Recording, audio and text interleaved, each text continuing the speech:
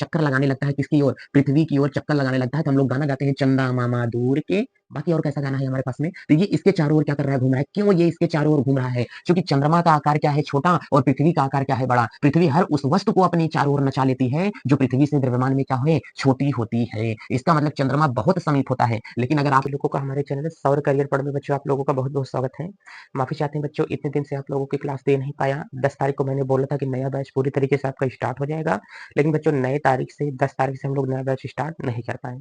बच्चों हो सकता है कि ज्यादा दिन आपके बीच में हम ना रहें। अगर यहाँ पर रहे तो हम आपके साथ में जरूर कांटेक्ट करेंगे, आपके पास में यहाँ पर रहेंगे। अगर यहाँ पर रहे तो सारी चीजें बहुत बेहतरीन ढंग से चलेंगी। नहीं भी अगर हम यहाँ पर रहे तो भी जहाँ पर रहेंगे बच्चों वहां से आपकी सारी क्लासेस बराबर लेते जाएंगे। आज से एक भी वीडियो आपका नागा नहीं जाएगा। कुछ बच्चे इस पे नाराज हो गए थे, फालतू में उल्टा सीधा कमेंट कर दिए थे कि आपने केवल बोल करके रख दिया कि 10 तारीख से नया बैच स्टार्ट होगा और आपने नया बैच को स्टार्टिंग नहीं किया है। बच्चों माफी चाहते हैं कि उसके लिए हमने बैच स्टार्ट नहीं कर पाया है, क्षमा चाहते हैं उसके लिए। लेकिन अब जो बैच जो स्टार्ट हुआ है वो 10 तारीख वाला ही है। और ठीक है, और तो आज से यहाँ पे सारी क्लासें एकदम बेहतरीन ढंग से चलने वाली है। नया बैच है, आप लोग अच्छे तरीके से देखते रहिए। नए बैच में पढ़ने के लिए हमको सबसे पहले सर ये चाहिए कि जो हम चीजें हम लोग पढ़ रहे हैं उसमें हमको कौन कौन सी किताबों की आवश्यकता होती है। बच्चों आप लोग यहाँ से क्लास 12th में आ गए हैं, और 12th में आने के लिए जो चीजें आपको बहुत ज्यादा जरूरी होती है बच्चों, वो आपको ये जरूरी है कि सर इसमें कौन सा पैटर्न पढ़ाया जाएगा। तो सर इसमें जो हम लोग पढ़ करके चलेंगे ना बच्चों, वो एनसीईआरटी पैटर्न ही पढ़ करके चलेंगे। एनसीईआरटी के बाद हम लोग इसमें कुछ भी नहीं पढ़ने वाले हैं। तो ये एनसीईआरटी पैटर्न ही हमारे पास में होगा। कक्षा 12 की बच्चों ये क्या होगी, भौतिक विज्ञान हमारे पास में है। पहले हम लोग देख लेते हैं कि पूरा सिलेबस क्या होते हैं। सर पहले हमको ये बता दीजिए कि सर हम लोग 12th में आ गए। हमने कहा बिल्कुल बाबू, तुम लोग जो हो 12th में आ चुके हो, लेकिन 12th में आने के साथ साथ सर थोड़ा सा हमको ये बताइए कि कौन सी बुक हम लोग पढ़ें। हमने कहा बहुत अच्छे, आप लोगों को अगर आगे भी पढ़ना है, कॉम्पिटिटिव एग्जाम्स की तैयारी भी करनी है, तो आप लोग मेरा कहना माने, केवल आप लोग एनसीईआरटी बुक ही बच्चों यहाँ से पढ़ें। एनसीईआरटी बुक जितनी होती है आपके लिए बहुत ज्यादा ये इंपॉर्टेंट है प्यारे बच्चों, क्योंकि अगर आप लोग एनसीईआरटी पढ़ रहे हैं तो ये आपके फेवर में चीजें रहती हैं। एनसीईआरटी को छोड़ करके कुछ भी मत पढ़े। यदि मैं मान लेता हूँ आप लोग किसी अदर बुक को भी क्या करते हो, रेफरेंस देते हो कि अगर अदर बुक कोई आपके पास में है, तो वो जो अदर बुक आपके पास में है ना, उस अदर बुक से आप लोग हेडिंग्स वगैरह पढ़ो। लेकिन अगर बात आती है बच्चों क्वेश्चंस की, तो जो क्वेश्चन आप लोग लगा रहे हो उस क्वेश्चन को केवल और केवल एनसीईआरटी बुक से ही कवर करो, तो जाकर के आपके पास में चीजें बहुत ज्यादा बेहतरीन चीजें बन जाएंगी, बहुत लाजवाब चीजें आपके पास में बन जाएंगी। केवल एनसीईआरटी किताब आप लोग टच करते हैं बस। ठीक है, तो मेरा ये मानना है पहले हम लोग किताबों पर चर्चा कर लेते हैं कि कौन से किताब लें। मेरा ये मानना है कि आप लोग अगर फिजिक्स लेते हैं, अगर एनसीईआरटी फिजिक्स पढ़ते हैं, इसमें कुछ ऐसे पॉइंट हैं जो आपको समझ में नहीं आएंगे विदाउट टीचर। तो इसका मतलब आपको क्वेश्चन जो लगाना है बच्चों, क्वेश्चन जितने भी लगाने हैं सारे के सारे एनसीईआरटी बुक से ही क्वेश्चन हमको लगाने हैं। लेकिन जो हेडिंग आप लोग पढ़ना, आप लोग अपने हिसाब से कोई बुक आपके स्कूल में एक प्रेफर की गई होगी, उस बुक के आधार पर आप लोग क्वेश्चंस लगा लो। मैं जो मैटर यहाँ पर देके चलूंगा, सारा मेरा मैटर दिया गया एनसीईआरटी बुक से ही होगा। तो मैं इन दोनों किताबों को अपने आप में लेकर के चलूंगा कि सर दोनों किताबें मेरे लिए क्या है, बेस्ट है। इन्हीं चीजों को मैं ज्यादा रेफरेंस देता हूँ। आगे आएंगे तो भी आपको एनसीईआरटी ही पढ़नी पड़ेगी। अगर वगैरह चाहते हैं तो आप लोग यहाँ से इन किताबों को भी प्रेफर कर सकते हैं। मार्केट में बहुत आसानी से ये किताबें मिल जाएंगी आप लोगों को। मैंने ऐसे ऐसे राइटर दिए हैं जो कि किताबें अपने आप में हैं, बहुत ज्यादा दमदार किताबें हैं। मैं ऐसी किताबों का नाम नहीं लिया हूँ जिस किताबों में थोड़ी बहुत त्रुटियां आपको देखने को मिल जाए। तो यहाँ से बहुत अच्छी अच्छी मॉडर्न की मैंने किताबें लिया है। इन किताबों को लेकर के क्लास 12th की पढ़ाई करें, बहुत ज्यादा चार चांद आपके क्लास 12th में लग जाएंगे। ठीक है बच्चों, चलिए देरी न करते हुए अब हम लोग नया सेशन आगे की ओर स्टार्ट करते हैं। तो सर पहले हमको ये बता दीजिए कि जो हम लोग सिलेबस पढ़ रहे हैं ये 12th में, सर इसका सिलेबस क्या हो सकता है, अच्छे तरीके से हमको समझा दीजिए। चलो पहले समझो सर पूरा का पूरा सिलेबस क्या होगा। तो सर जो हमारे पास में भाग 1 और भाग 2 पढ़ा जाता है बच्चों, आपको ये तो पता ही है कि अगर फिजिक्स में हम लोग यहाँ से देख करके चलेंगे तो कि सर जो फिजिक्स की चीजें हमारे पास में यहाँ से आ रही हैं, इस फिजिक्स के अंतर्गत अगर हम लोग देख करके चलेंगे, बच्चों ध्यान देना कि हमारे पास में जो फिजिक्स के जितने भी टॉपिक हैं, इस टॉपिक में हम लोगों को फिजिक्स बच्चों यहाँ से फर्स्ट भी देखने को मिलेगी, और फिजिक्स प्यारे बच्चों यहाँ से सेकेंड भी हमको देखने को मिलती है। तो जो हमारे पास में सर फर्स्ट फिजिक्स है, इसमें भी बच्चों हमको कुछ चैप्टर्स पढ़ने होते हैं, और इसमें भी हमको जो सेकेंड फिजिक्स दिखाई दे रही है बच्चों, इसमें भी हमको कुछ चैप्टर पढ़ने हुए पढ़ने को होते हैं। अब बताइए जो चैप्टर हम लोगों को फर्स्ट में मिलेगा, जो चैप्टर हम लोगों को सेकंड में मिलेंगे, बच्चों इसी को कहीं-कहीं पर बोला जाएगा सर ये भाग 1 की फिजिक्स है और सर ये जो हमारे पास में फिजिक्स होती है, ये भाग 2 की फिजिक्स होती है। आपकी स्कूल वगैरह में जो चीज़ें लग जाती हैं, आपके किसी एक टर्न में 1 दिन में 2 फिजिक्स पढ़ाई जाती हैं, कोई एक बच्चों एक पार्ट में आपको पहला भाग पढ़ा दिया जाता है, फिर दूसरे में आपको दूसरा पढ़ा दिया जाता है। या तो अदर-अदर स्कूल में पहले फर्स्ट खत्म कर लेते हैं, फिर क्या खत्म करते हैं, सेकंड पार्ट खत्म किया जाता है। तो इस तरीके से भी इसको खत्म करते हैं। तो चलिए पहले बच्चों आज हम लोग ये चीज़ें खत्म करते हैं और हाँ, उन लोगों को भी हम बता देते हैं कि जो लोग कहते हैं कि बाबू हम आपसे नाराज़ हैं, बाबू नाराज़ नहीं हैं। तो चलिए आज हम लोग स्टार्ट करते हैं। तो भाग 1 पहले हम लोग देखते हैं कि सर भाग 1 में हमको क्या पढ़ना है। तो बच्चों पहले फिजिक्स के अंतर्गत ये देख के चलेंगे। अगर भाग 1 हमको कभी भी पूछ करके चलेगा, इसमें विद्युत और हम लोग पहला जो पढ़ करके चलेंगे चुंबकत्व होगा और इसमें विद्युत आवेश तथा विद्युत क्षेत्र होगा, स्थिर विद्युत एवं विभव धारिता होगी, विद्युत धारा होगा और यहाँ से बच्चों चुंबकीय क्षेत्र का अध्ययन करेंगे। चुंबकत्व एवं द्रव्य होगा और यहाँ से विद्युत चुंबकीय प्रेरण होगा, प्रत्यावर्ती धारा होगी और यहाँ से चुंबकीय तरंगे भी हमको इसमें पढ़ने को मिल जाएंगी। ठीक है और यहीं से हम लोग देख करके चलेंगे कि यहाँ से भाग 2 क्या होगा, इसमें तो बच्चों प्रकाशिकी वगैरह हम लोग देख करके चलते हैं। जैसे हमको कोई वस्तु क्यों दिखाई देती है, लाइट क्या होती है, आप लोग मोबाइल पढ़ते हो तो ब्राइटनेस तेज करते हो, ब्राइटनेस कम करते हो, बच्चों डार्क मोड पे कर लेते हो, आप लोग आई कंफर्ट पर मोड पर डाल देते हो। इसका मतलब कि प्रकाशिकी में ही हम लोग पढ़ेंगे कि मोबाइल में इतने-इतने फंक्शन क्यों हैं। आजकल तो ऐसे-ऐसे मोबाइल के टेम्पर चल गए हैं, ऐसे-ऐसे मोबाइल के ग्लास चल गए हैं, जिस ग्लास को लगा के आप लोग किसी से चैटिंग करो या कुछ भी करो वगैरह-वगैरह की चीजें यदि आप लोग बच्चों इस्तेमाल करते हो, तो पड़ोसी में बैठा हुआ आपका मित्र उस प्राइवेट ग्लास से आपकी मोबाइल की प्राइवेट चीजें नहीं देख सकता है। ऐसे-ऐसे ग्लास चले हुए हैं, लगाए भी जा रहे हैं, उसे प्राइवेट ग्लास कहा जाता है। ठीक है, तो चलिए बच्चों देरी ना करते हुए पहले हम लोग ये चीजें देखते हैं। बाबू और बात को समझो, थोड़ा-सा समझा रहे हैं क्या? ये लटक क्यों जाता है भाई? चलिए अब नहीं लटकेगा। चलो, तो इसका मतलब अब ये हमारे पास में क्या होगा प्रकाशिकी होते हैं, तो ये हमको इसमें पढ़ना पड़ेगा। अब कह रहा है कि प्रकाशिकी के अंदर तरंग प्रकाशिकी क्या होती है? जैसे प्रकाश कभी सोलर पैनल बना है कि नहीं? सोलर पैनल किस सिद्धांत पर काम करता है? ये हम लोग इसी सारी चीज़ों के अंतर्गत पढ़ करके चलेंगे। मैं यहाँ से बोल देता हूँ, आपको सुनाई दे रहा है, किसी किसी तरीके से माध्यम से कुछ न कुछ जा रहा है कि नहीं? भाई मैं यहाँ पर बोल रहा हूँ, सुनाई आपको दे रहा है, आप लोग मुझे देख पा रहे हो, किसके कारण आप लोग मुझे देख पा रहे हो? ऐसा तो कुछ है नहीं, मैं तो अपने घर में हूँ, लेकिन आप लोग मुझे देख पा रहे हो। जो चीज़ें मैं कर रहा हूँ, वो चीज़ें आप लोग देख पा रहे हैं। तो आप लोग मुझे देख पा रहे हैं, तो ये फिज़िक्स की ही देन है। और यहाँ पर कर कि परमाणु क्या होता है? बच्चों परमाणु बम वगैरह किस तरीके से विस्फोट करते हैं? परमाणु क्या होता है? परमाणु में इलेक्ट्रॉन्स कैसे कार्य करते हैं? पटाखा फोड़ते हो तो धड़ाम से बोल जाता है एकदम से और पटाखा फोड़ते हो तो उसमें 7 रंग की अलग-अलग क्या होती हैं? चिंगारियाँ निकलती हैं कि नहीं? अनार वगैरह आप लोग फोड़ते हो, स्काई शॉट मारते हो, तो देखो जैसे लड़कियाँ-लड़कियों की जब शादी होती है, तो स्काई शॉट जब लगाया जाता है, जिसे आप लोग रॉकेट कहते हो। जब लॉन्च किया जाता है आसमान में, तो वहाँ पे देखो लड़के-लड़कियों का नाम भी लिखा होता है। हाँ, तो ऐसी-ऐसी चीज़ों को हम लोग इसमें पढ़ के चलेंगे। नाभिक क्या होते हैं? नाभिक के विखंडन क्या होगा? संलयन क्या होता है? सूर्य किस प्रकार से अपनी ऊर्जा को दे रहा है? ये सारी चीज़ें पढ़ेंगे। अर्धचालक क्या होता है? मोबाइल सिद्धांत कैसे कार्य करता है? टीवी कैसे काम करती है? इलेक्ट्रॉनिक वॉच कैसे काम करता है? डायोड क्या होता है? ट्रांजिस्टर क्या होता है? अर्थिंग क्या होता है? ये सारी चीज़ें हम लोग इसके अंतर्गत पढ़ेंगे। संचार प्रणाली हालाँकि कट कर दी है, इन सारी चीज़ों की ज़रूरत नहीं है। नहीं तो मोबाइल फ़ोन बहुत अच्छे से मैं समझा देता कि मोबाइल फ़ोन के बारे में कैसे कार्य करता है। एप्पल मोबाइल फ़ोन के पीछे परेशान ना हो, क्योंकि मैं इसमें पढ़ाऊँगा तो बता दूँगा कि एप्पल ऐसा क्या है जिसकी वजह से इतना वो ब्रांडेड में है और इसको लोग इतना ज़्यादा प्रेफ़र करने लगते हैं। हमारा ये मानना होता है कि एप्पल का फ़ोन ना यूज़ करें बल्कि जो आपके पास में है उसी को यूज़ करें। कई-कई लोग एप्पल के फ़ोन के लिए परेशान हो जाते हैं। समझ में आ रहा है ना? चलो फिर हम लोग इसी में बात करते हैं। तो पहले बच्चों आज का जो चैप्टर हमारे पास में स्टार्ट हो रहा है, पहले इसको देखते हैं कि मुख्य हेडिंग क्या है। तो बच्चों आज का हमारे पास में जो पहला चैप्टर होगा, इसमें पहला चैप्टर होगा विद्युत आवेश एवं वैद्युत क्षेत्र बच्चों हम लोग पढ़ कर के चल रहे हैं। सर पहले चैप्टर की अगर हम लोगों की स्टार्टिंग हो जाती है, तो बच्चों यहाँ से पहला चैप्टर हम लोग आज स्टार्ट करेंगे। ठीक है? पहला चैप्टर के अंतर्गत अगर बच्चों हम लोगों के पास में यहाँ से आएगा, तो ये पहला चैप्टर क्या होगा? वैद्युत आवेश तथा वैद्युत क्षेत्र।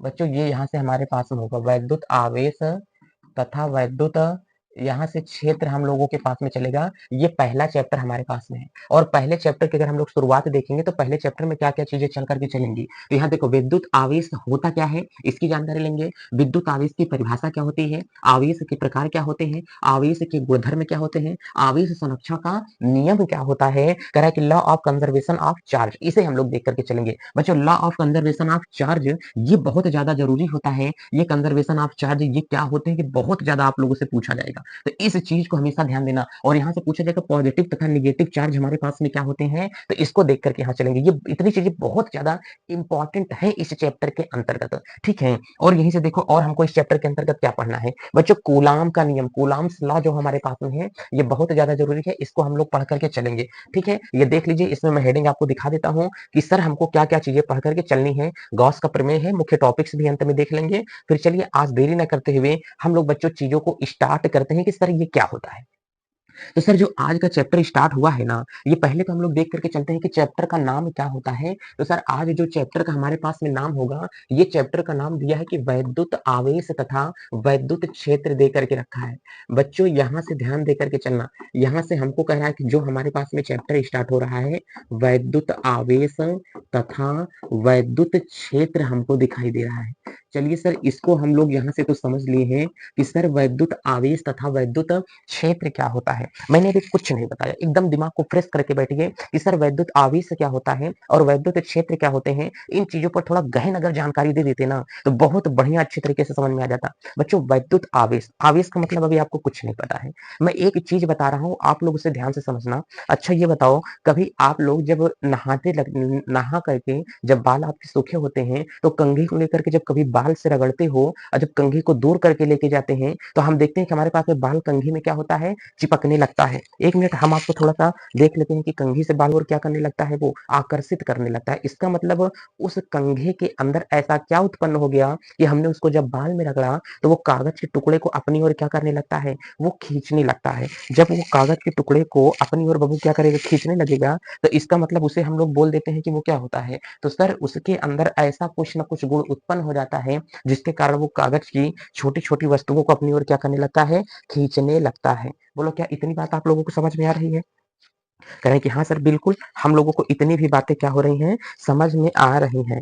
चलिए तो झाड़ते हैं कंघे से, तो वो हल्का-हल्का कंघा अपनी ओर क्या करता है, खींचने लगता है बाल को। इसका मतलब कुछ न कुछ ऐसा उत्पन्न हो गया है, जिसकी वजह से बाल खिंचता चला जा रहा है। किसकी ओर खींच रहा है? कंघे की ओर खींच रहा है। ये कभी न कभी आप लोगों ने देखा हुआ होगा। अच्छा ये भी नहीं देखा है, तो सर और बताइए कभी-कभी जो हम लोग कुर्सी पर ठंड के दिनों में जब कुर्सी पर हम लोग बैठे रहते हैं, तो कुर्सी पर बैठे-बैठे हम लोग देखते हैं कि हाथ का जो रोएँ होते हैं हमारे, ये उस हैंडल में कुर्सी के खींचने लगते हैं।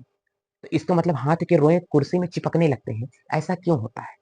तो मतलब ये थोड़ी बहुत सोचने वाली बात होती है। यहीं से हमारे पास में आवेश की स्टार्टिंग होना शुरू हो रही है। तो जो हाथ के रोएँ हैं, वो कुर्सी में खिंचना स्टार्ट हो जाते हैं, चिपकना स्टार्ट हो जाते हैं।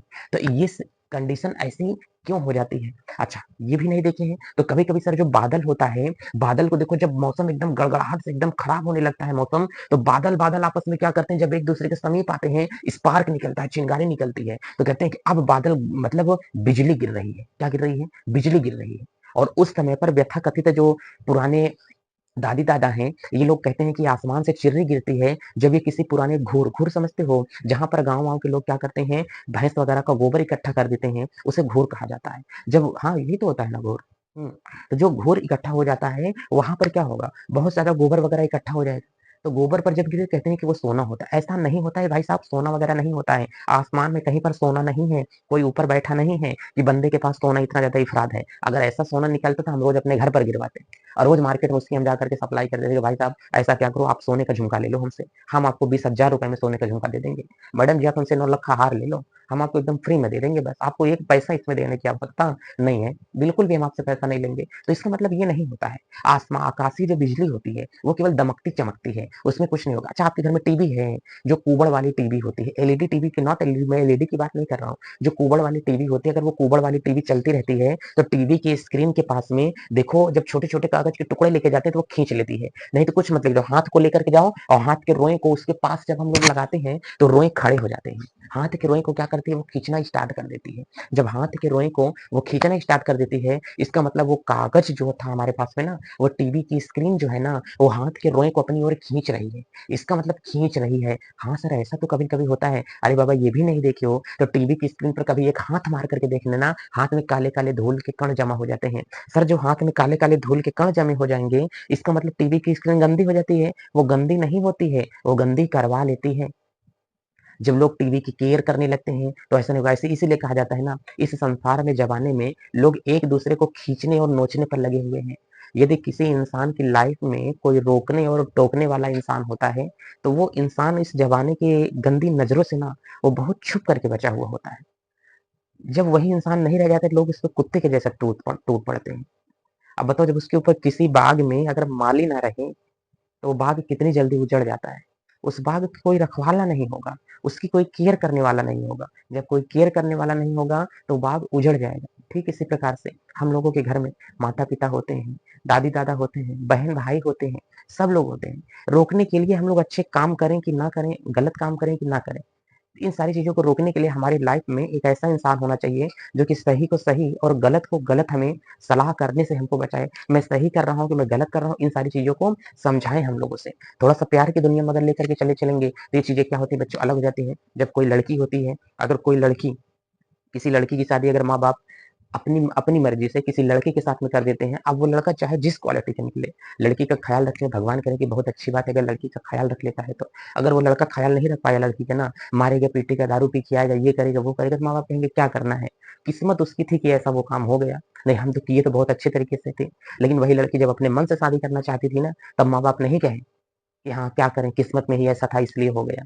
नहीं, माँ-बाप 2 मिनट की खुशी के लिए लड़के को किसी ऐसी जगह जा कर के कर देते हैं, जहाँ पर हालाँकि उनको भी नहीं पता होता है, लेकिन लड़की लाइफ़ भर वहाँ पर खुश नहीं होती है। ठीक है? तो हालाँकि गलत तरीके से शादी करना, अगर लड़की किसी से शादी करना चाह रही है, तो कर दिया जाए। गलत तरीके से शादी नहीं करना चाहिए कभी भी। मेरा जहाँ तक मेरा मेरा अपना पर्सनल व्यू है कि कभी भी गलत तरीके से शादी नहीं करना चाहिए। कभी भी भाग करके शादी करोगे ना, आपका बाप और भाई कभी नज़र उठा कर के किसी को देख नहीं सकता है। अपने प्यार के लिए लड़ जाना, प्रेम वो प्रेम है जिसमें लड़ जाना। किसी के साथ ज़िंदगी बिता लेना वो कोई प्रेम नहीं है। अपने माँ-बाप की रक्षा करते हुए, इज़्ज़त को देखते हुए अपने प्यार के लिए लड़ जाना ही वो प्रेम होता है। अगर माँ-बाप की इज़्ज़त में देखते हुए किसी और से शादी कर लेना वो प्रेम नहीं होता है। समझ रहे हैं? तो इसका मतलब बच्चों, अगर हम लोग देख कर के चलेंगे, छोड़ो हालाँकि ये सारी बातें, अभी आकर्षण प्रतिकर्षण आएगा तो बहुत अच्छा बेहतरीन उसपे ये सेशन हम लोग ले लेंगे। लेकिन अगर ये हमारे पास में वैद्युत आवेश तथा वैद्युत क्षेत्र होता है, तो सर इसमें आप लोगों को कभी-कभी दिखाई देता है, कंघी को बाल से झाड़ते हैं तो, टीवी की स्क्रीन पर अगर कभी एक हाथ मारते हैं तो चट, चट, चट, चट जाले जैसे टूटते हुए उसके ऊपर क्या होती है सर, आवाज़ आती है। तो सर इसका मतलब ये सब क्या होता है, बादल का गरजना, बादल का चमकना और एक-दूसरे को आकर्षित करना, जैसे चुंबक एक-दूसरे को खींचता है, कंघी और बाल को देखते हैं, कंघी और पटरी को देखते हैं, कागज़ के छोटे-छोटे टुकड़े को अपनी ओर वो खींचना स्टार्ट करती है। बिजली के 2 तार को लाते हैं, वो अपने आप में स्पार्क निकालती है, चिंगारी निकालती है। गिट्टी-गिट्टी को लड़ाते हैं, वो अपने आप में क्या करती है, चिंगारी निकलती है। घोड़ा जब आगे-पीछे चलता है, तो उसके पैर के नीचे से क्या निकलती है, चिंगारी निकलती है। लोहे और हथौड़ी को जब टकराते हैं, तो क्या निकलता है, चिंगारी निकलती है। ये सारी चीज़ें किसके कारण संभव हैं? तो सर सारी चीज़ें किसके कारण संभव हैं? वैद्युत आवेश के कारण संभव हैं। ये तो हालाँकि हमारे चैप्टर का नाम है, वैद्युत आवेश तथा वैद्युत क्षेत्र हमारे पास में चैप्टर का ये नाम होता है। बच्चों ये एक बहुत पुराने समय की बात होती है। उस टाइम पर हमारे पास में एक वैज्ञानिक हुआ करते थे, जिस वैज्ञानिक का नाम क्या है, थेल्स है।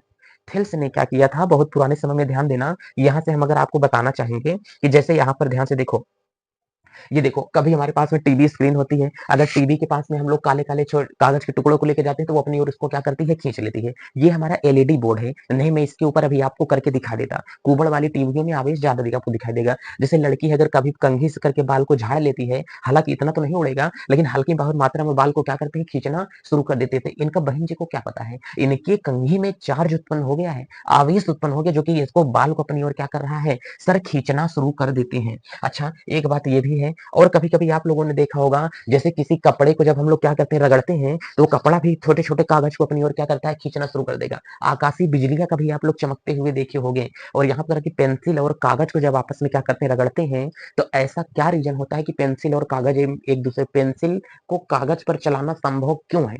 क्यों पेंसिल कागज पर चल पाती है?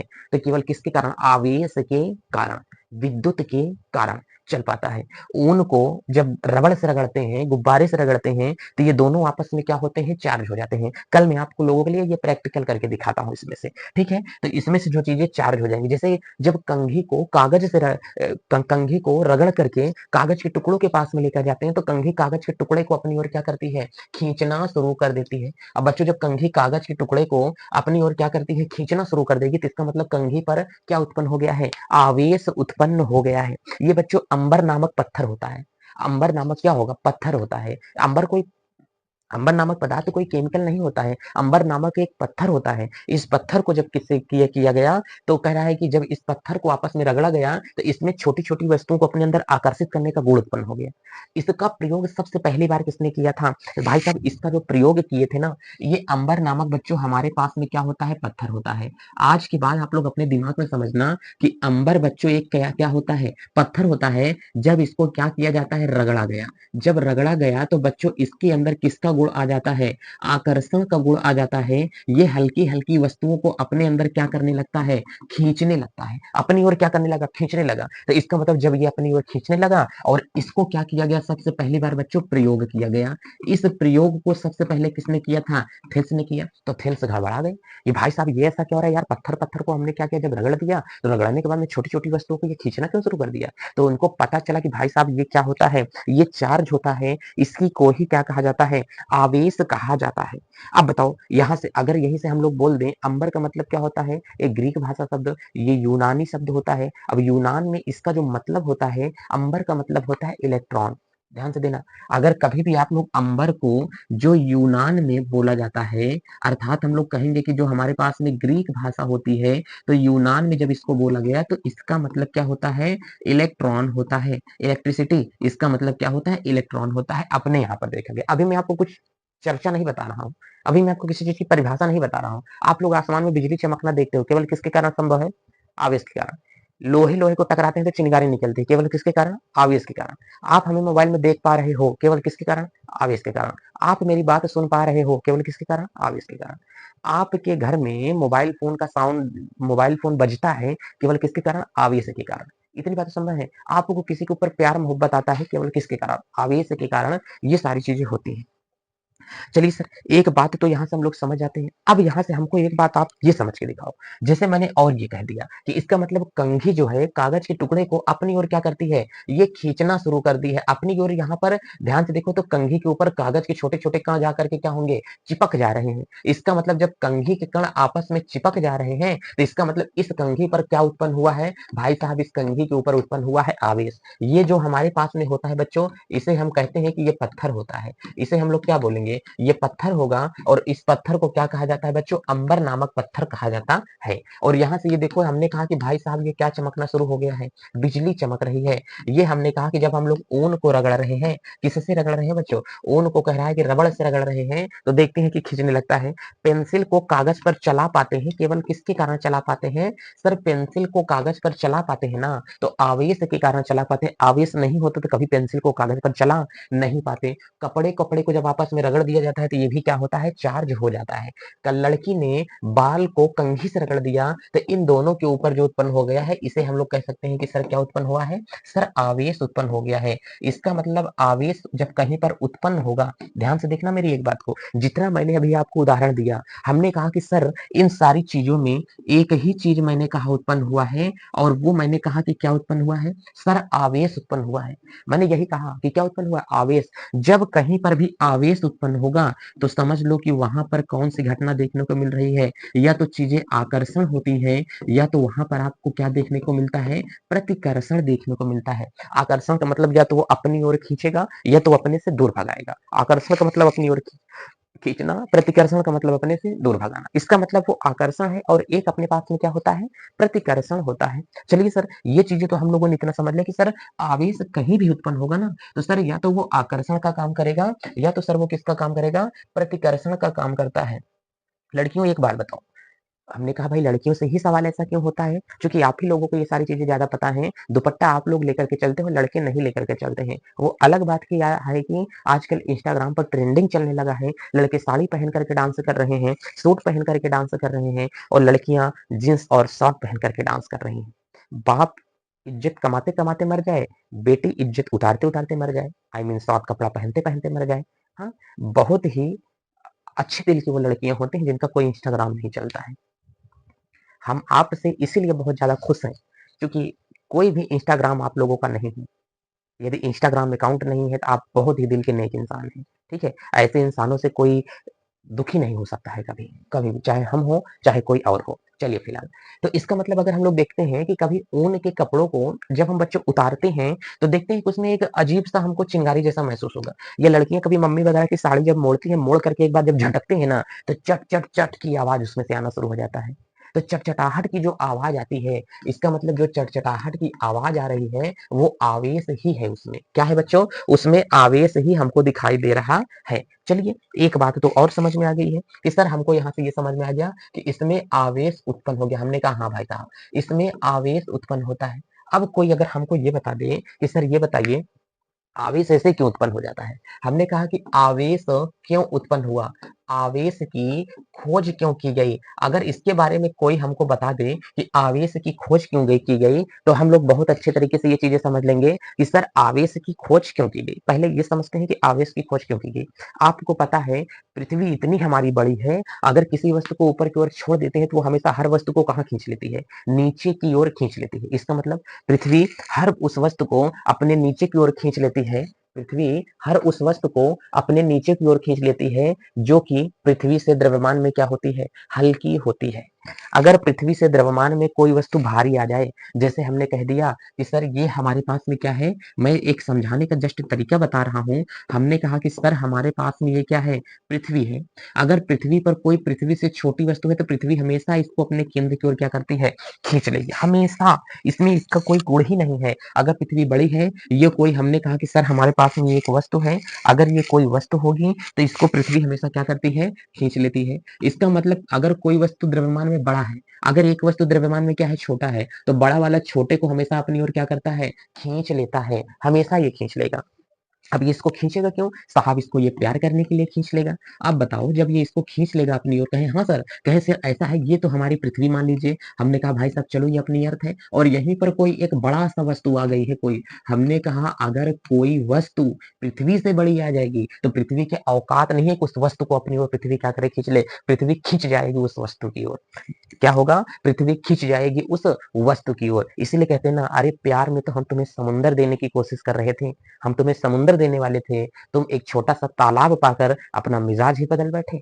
तो वही हाल यहाँ पर बैठ रही है कि अगर पृथ्वी छोटी वस्तु को खींच ले रही है, तो बड़ी वस्तु को खींचने से नहीं, ये खिंचवा लेगी, बड़ी वस्तु छोटी वस्तु को खींच लेगी अपनी पृथ्वी। तो पृथ्वी पर केवल वही वस्तु गिर सकती है, जो पृथ्वी से द्रव्यमान में छोटी हो। अगर पृथ्वी अपनी सौर मंडल में उड़ रही है, बच्चों ध्यान से देखना, अब हम थोड़ा-सा सौर मंडल बना देंगे कि सर हमारे पास में आप लोग ये देखे हैं कि हमारे पास में जो सूर्य होता है, अपने सूर्य चर्चा को तो आप लोग देखे ही हो, हमको ज़्यादा इसमें बनाने की ज़रूरत नहीं है। हम ज़्यादा कह भी नहीं सकते हैं कि सर ये हमारे पास में सूर्य देवता हैं। चलिए भाई साहब, हमने ये अपना सोलर सिस्टम बना दिया।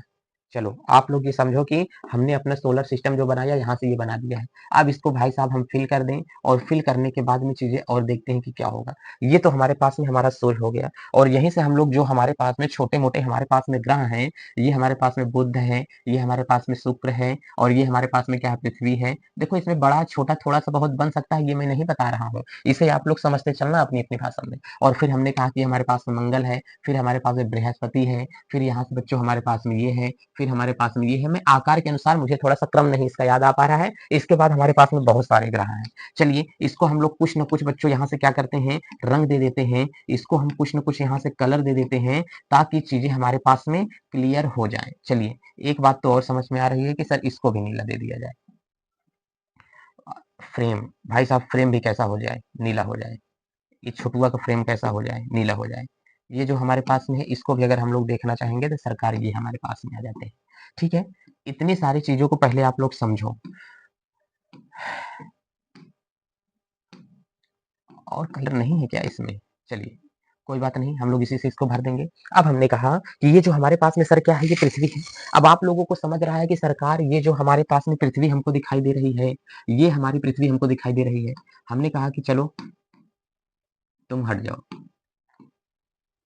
अपनी जो प्यारी पृथ्वी यहाँ से दिखाई दे रही है, पृथ्वी उस वस्तु को अपनी ओर खींच लेती है। ध्यान देना, पृथ्वी हर उस वस्तु को अपनी ओर खींच लेती है, जो पृथ्वी से द्रव्यमान में क्या होगा? छोटा होगा। जो पृथ्वी से द्रव्यमान में क्या होगा? छोटा होगा। अगर हमने कहा कोई एक वस्तु इसके पृथ्वी के पास में ऐसी आ जाए, जो कि द्रव्यमान में थोड़ी बहुत क्या थी? अगर ऐसी होगी, ये हमने कहा मान लेते हैं कि ये द्रव्यमान में थोड़ी बहुत छोटी हो जाएगी। तो भाई साहब चंदा मामा आ जाओ। चंदा मामा जब यहाँ से आ गए हैं, तो चंदा मामा को भी बना लिया जाए। चलिए, ये हमारे पास में हमारी पृथ्वी है। अब एक बात देखना कि ये सूर्य है, सूर्य इतना ज़्यादा हमारे वायुमंडल में बड़ा है, दिखाई दे रहा है कि नहीं? आप लोगों को मैं बहुत बेहतरीन ढंग से समझाने की कोशिश कर रहा हूँ कि सर ये हमारे पास में छोटे-मोटे ग्रह हैं। जब ये छोटे-मोटे पिंड हैं, ये सारे के सारे क्या हैं ग्रह हैं? ये जो छोटे-मोटे पिंड है, ये छोटा वाला पिंड किसके चारों ओर घूम सकता है? अपनी पृथ्वी के चारों ओर घूम सकता है। हमने कहा चलो भाई तुम इतने छोटे हो कि पूरी पृथ्वी के चारों ओर क्या कर सकते हो? चक्कर लगा सकते हो। कह रहा है कि नहीं हम उसके चारों ओर घूमेंगे, ये जो सबसे ज़्यादा ग्रह में क्या होगा? बड़ा होगा। चलो तो ये सब भाग आए किसके पास में? इसके पास में यहाँ से भाग आए। अब आप मेरी बात को समझो, तो यहाँ से अगर हमने कह दिया कि ये चंद्रमा है, ये चंद्रमा पृथ्वी के ज़्यादा समीप है। कहाँ गया भाई साहब सब? अरे समझ क्यों नहीं रहे हो? आ जाओ। चलो, ये चंद्रमा पृथ्वी के ज़्यादा समीप है। ये चंद्रमा जाकर के भाग के चक्कर लगाने लगता है बृहस्पति के पास में, लेकिन बृहस्पति की दूरी बहुत ज़्यादा है। ये इसको खींच करके रखा है, तो चंद्रमा चक्कर लगाने लगता है किसकी ओर? पृथ्वी की ओर चक्कर लगाने लगता है, तो हम लोग गाना गाते हैं चंदा मामा दूर के। बाकी और कैसा गाना है हमारे पास में? तो ये इसके चारों ओर क्या कर रहा है? घूम रहा है। क्यों ये इसके चारों ओर घूम रहा है? क्योंकि चंद्रमा का आकार क्या है? छोटा और पृथ्वी का आकार क्या है? बड़ा। पृथ्वी हर उस वस्तु को अपनी चारों ओर नचा लेती है, जो पृथ्वी से द्रव्यमान में क्या है? छोटी होती है। इसका मतलब चंद्रमा बहुत समीप होता है। लेकिन अगर आप लोगों को मैं ये पते की बात बता दूं कि सर कुछ लोगों का कहना होगा कि सर ये इसको क्यों नहीं नचा रही है, सर ये हमारे पास में मंगल है इसको क्यों नहीं नचा पा रही है, क्योंकि चंद्रमा सबसे करीबी है, लेकिन ये और ये देखो ग्रह इससे बहुत ज्यादा क्या है बच्चों? दूर है। ये ग्रह इससे बहुत ज्यादा दूर है, इसलिए इन सब को अपनी ओर घुमा नहीं पा रही है। तो हमने कहा कि इसी पृथ्वी पर ही तो हम लोग भी बैठे हुए हैं। क्या हम लोग कहीं और बैठे हुए हैं क्या? ये देखो इसी पृथ्वी पर छोटे-छोटे एक आम साधारण मनुष्य भी हैं।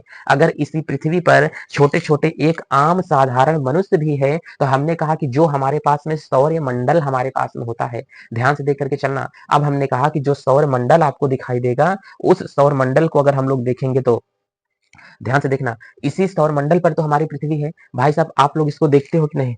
ध्यान से समझना, आप लोग जब इसको क्या करते हो देखते हो, तो यहाँ से हमने कहा कि अपना ये सौरमंडल है। देखो ये पूरा का पूरा क्या है? सौरमंडल है।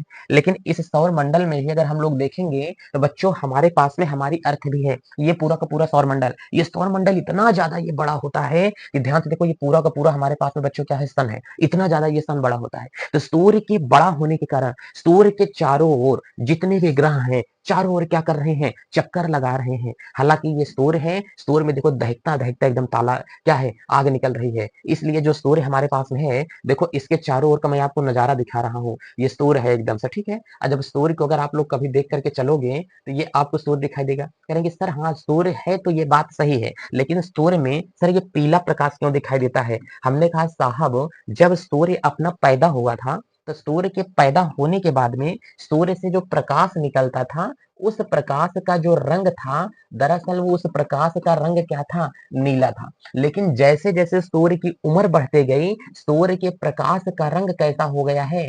पीला हो गया है। एक समय आएगा कि सूर्य के प्रकाश का रंग क्या हो जाएगा? लाल हो जाएगा और सूर्य के प्रकाश का जब रंग जब लाल हो जाएगा, तो लाल के बाद में सूर्य अपना विस्फोट कर जाएगा। धूम! धड़ाम से एकदम दग जाएगा और जब सूर्य के बाद ये सूर्य अपना दग जाएगा, लाल हो तो हम लोगों की धरती भी क्या होगी? नष्ट हो जाएगी। सर ऐसा क्यों बोल रहे हैं आप? हमने कहा कि किसी भी तारे का जो निर्माण होता है, वो तारे का निर्माण जब तारा एकदम नवजात होता है, तो नीला-नीला जलता है। जब तारा अपने युवावस्था में आता है, जवान होता है, इसलिए सूर्य को युवा तारा कहा जाता है। जब सूर्य युवावस्था में आता है, तो इसलिए पीला प्रकाश देता है। जब बुढ़ा जाता है, तो लाल-लाल प्रकाश देने लगता है। इसीलिए बुढ़वा व्यक्ति जब बुढ़ा जाते हैं, तो चनचनाते ज़्यादा हैं, वो सठियाए जाते हैं, उनके चेहरे पर गुस्सा ज़्यादा आता है, वो लाल हमेशा हो जाते हैं। क्यों?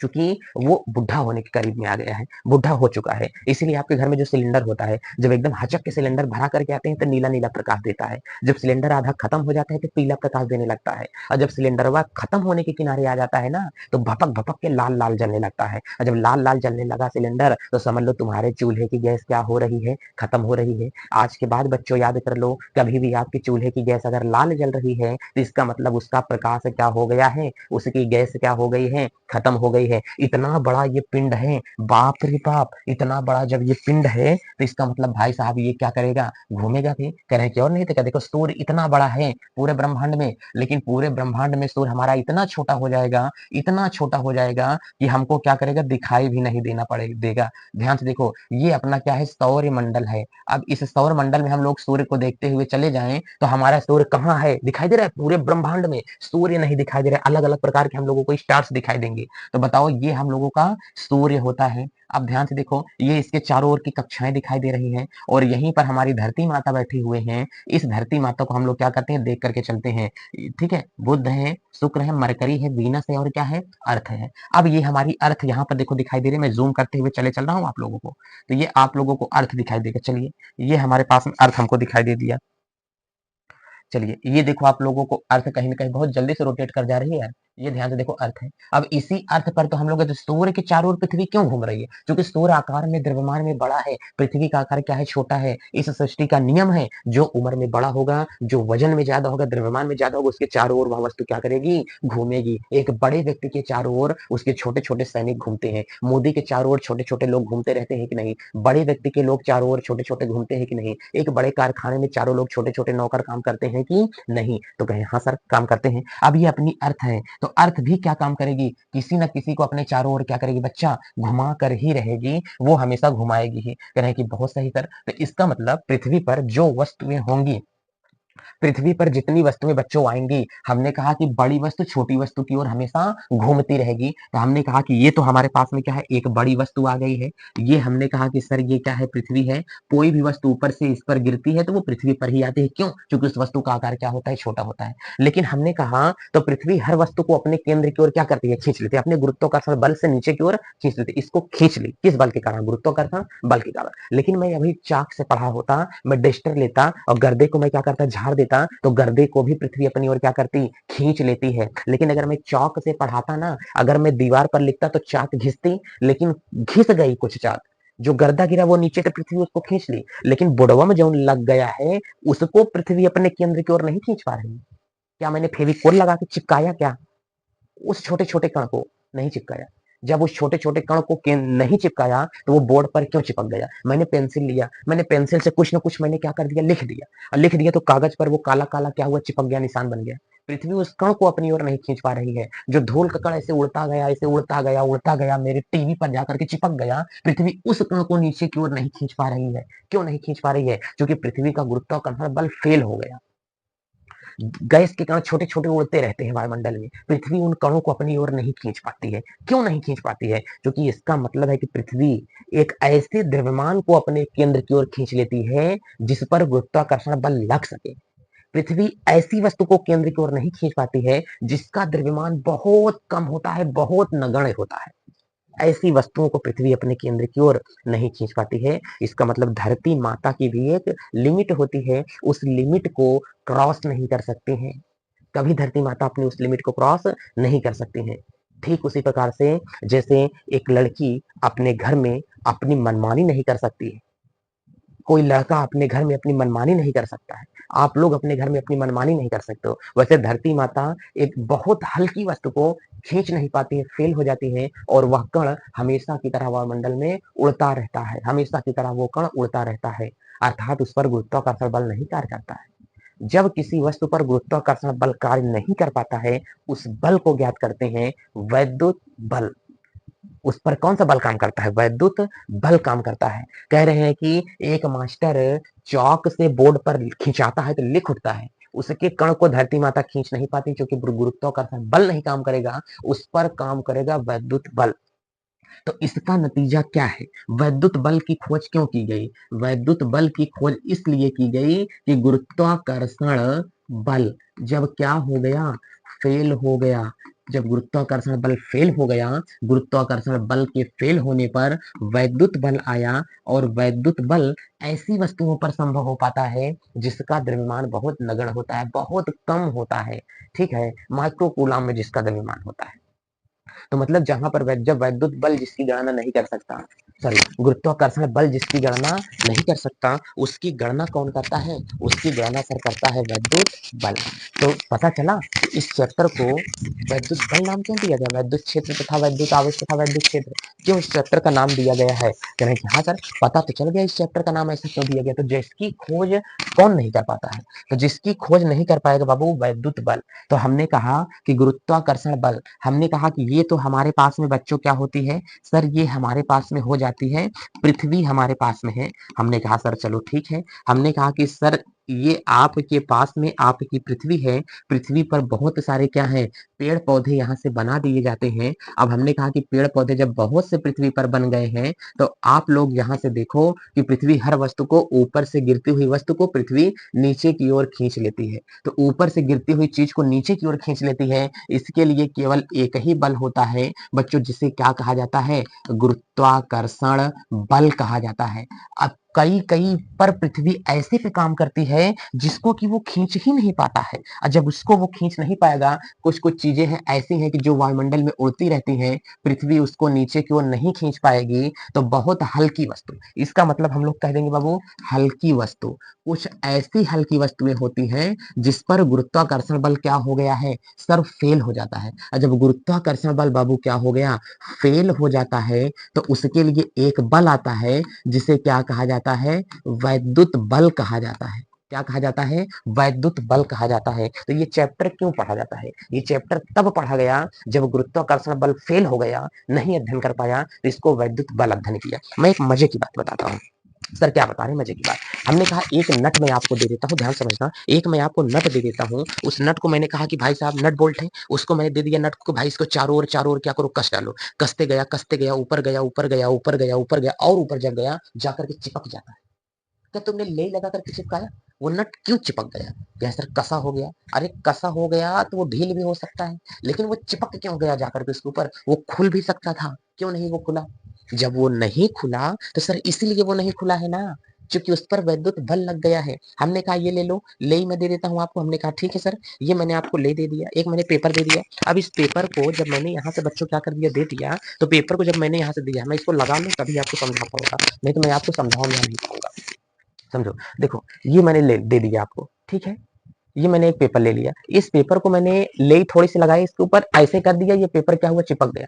अब बताओ ये पेपर क्यों चिपक गया इसके ऊपर? कह रहे सर आपने बीच में लेई लगाया। हमने कहा ठीक है बीच में लेई लगा, लेकिन लेई में ऐसा क्या था जिसकी वजह से पेपर चिपक गया? कहे सर केमिकल था, हमने कहा नहीं, केमिकल नहीं, केमिकल भी था तो उसके अंदर विद्युत बल कार्य किया, तब ले जाकर के चिपक गई है। रोड होती है, काली काली डामल वाली रोड होती है, वो काली काली डामल वाली रोड क्यों चिपकी होती है डामल से?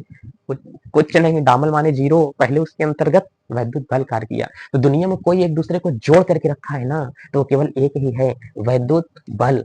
जहां पर वैद्युत बल होता है वहां पर जलन होती है। देखो कभी नट बोल्ट को कसते हैं तो गर्म होना शुरू हो जाता है, डामल वाली रोड जब होती है तो उसपे देखो हीट होती है, गर्म होने लगती है। कोई भी वस्तु अगर ले ज्यादा देर चिपका करके हाथ में ऐसे बांध करके रख करो, वो गर्म करना शुरू कर देगा। तो इसीलिए कहते हैं कि जो जहां पर ज्यादा आकर्षण की चीजें होती है ना, जहां पर किसी से ज्यादा प्यार हो जाता है ना, जब उसको तोड़ो, नट बोल्ट को अगर ज्यादा प्रेरित करके तोड़ोगे ना तो यार वो गर्म हो जाता है। रोड को हथौड़े से मार करके तोड़ोगे तो रोड गर्म हो जाएगी। तो इसीलिए वैद्युत बल जहां पर होगा वहां पर चीजों में गर्माहट ज्यादा होगी, उसको तोड़ेंगे तो जलन ज्यादा होगा, ज्यादा दर्द होगा। जब प्यार मोहब्बत कभी भी टूटते हैं, कुछ होते हैं, तो तकलीफ बहुत ज्यादा होती है। किसी अपने को भुला देना इतनी आसान बात होती है क्या? हाँ, नहीं ना। तो इसीलिए कह रहे हैं कि जब पृथ्वी किसी वस्तु को खींच रही है नीचे की ओर तो वो उसे अपना मानती है, उसको नहीं खींच रही है जिसको वो अपना नहीं मानती है। इसके लिए एक स्पेशल पार्टिकल आता है जिसे हम क्या बोलते हैं, वैद्युत बल। तो वैद्युत बल क्यों आया? क्योंकि जहां पर गुरुत्वाकर्षण बल फेल हो गया वहां पर आया वैद्युत बल। ये चैप्टर स्टार्ट होगा कल से कि वैद्युत बल क्या होता है। आज मैंने इसकी एक भूमिका बनाया, उस भूमिका में आपका क्या योगदान है कमेंट बॉक्स में जरूर पिन करें। चलते हैं, जय भारत।